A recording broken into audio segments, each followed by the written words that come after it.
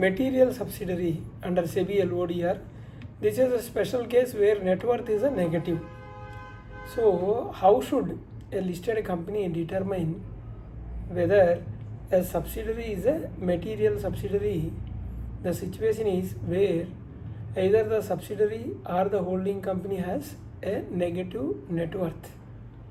SEBI LODR regulations do not expressly explain this particular situation. So let us understand the issue in practical with the practical examples. So what is material subsidiary? This is regulation 16, sub-regulation 1, clause C of the SEBI LODR, listing obligation disclosure requirements regulations 2015, which defines the material subsidiary as a subsidiary whose turnover or net worth exceeds 10% of the consolidated turnover, 10% of the consolidated turnover or consolidated net worth of the listed entity and its subsidiaries during the immediately preceding financial year. This is what regulation 16 says.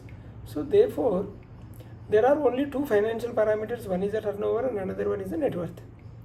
If either parameter crosses the prescribed threshold, then the subsidiary becomes material subsidiary. Now, where does the confusion arise? Because the determining turnover, it is straightforward because turnover cannot be a negative.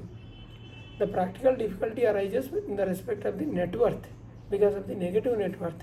Suppose the subsidiary has a negative net worth or the consolidated group itself has a negative net worth. Then the question comes, should such subsidiary still be treated as a material subsidiary, or the regulations are silent on this issue? So how to decide?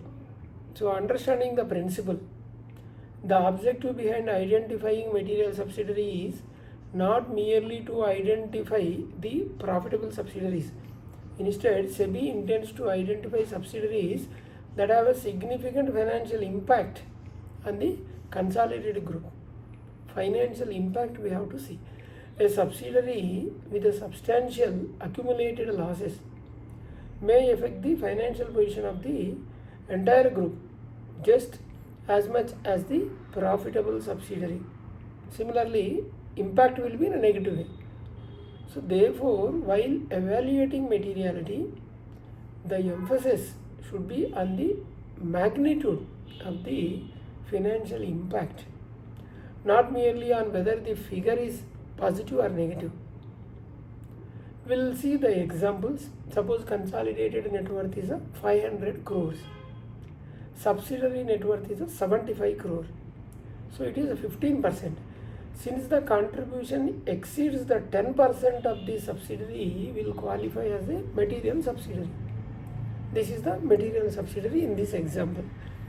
Another example, consolidated net worth of 500 crores, subsidiary net worth minus 75 crores. Here, the subsidiary has a negative net worth. Its financial impact on the consolidated position is still 15%. So, accordingly, it should be regarded as a material subsidiary because impact is 15%. Another example, suppose consolidated net worth itself is a minus 500 crores, subsidiary net worth is a 80 crores.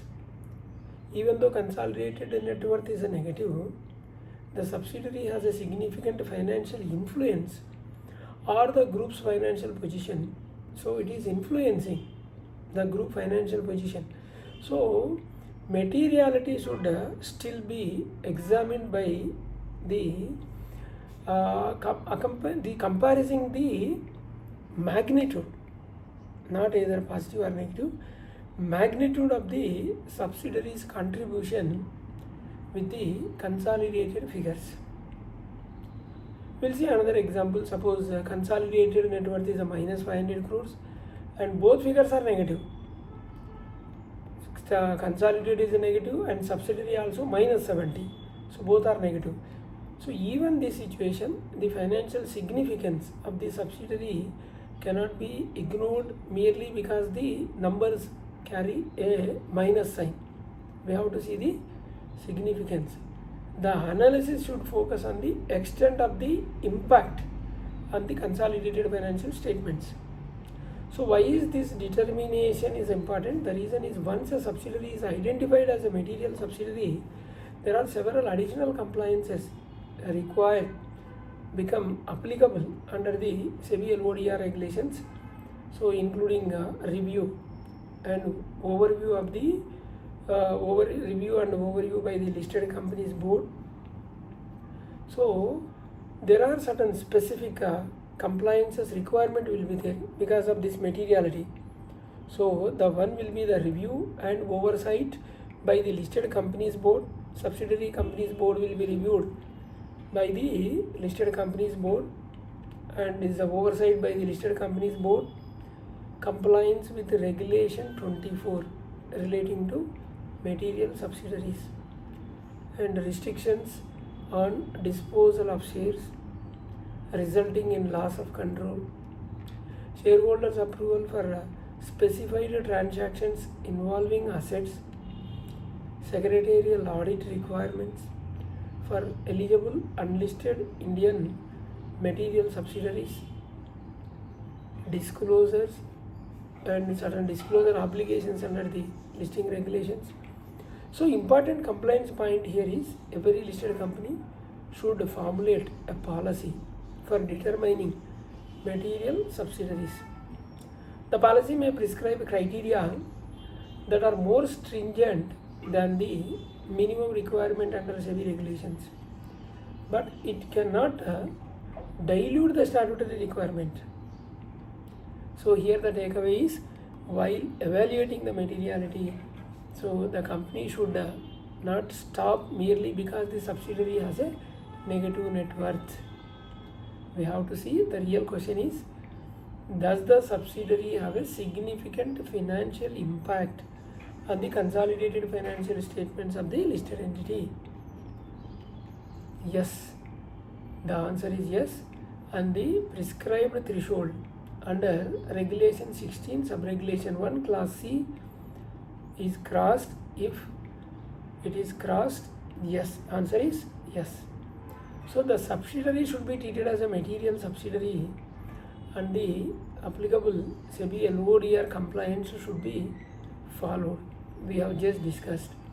So the conclusion is, negative net worth does not automatically exclude the subsidiary from being classified as a material subsidiary. So the focus would always be on the subsidiary's significance to the consolidated financial position of the listed entity. Thank you.